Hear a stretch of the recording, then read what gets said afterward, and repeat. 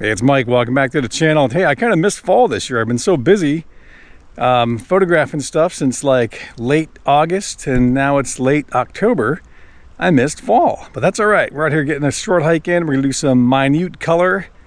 The big color's gone from all the trees, but there's color everywhere in the ground and everywhere else. So we're gonna do a quick, it's a quick short video of that for you guys. But like I said, I've been busy, and when you're a freelance, self-employed photographer, you take whatever work comes your way, and if you're busy every day and you're out here photographing stuff, then that's what you're doing. So just got like a half an hour hike in out here. Look at the trees. Leaves are on the ground, but that's all right. Still got lots of color, so check it out. And as always, thanks for watching.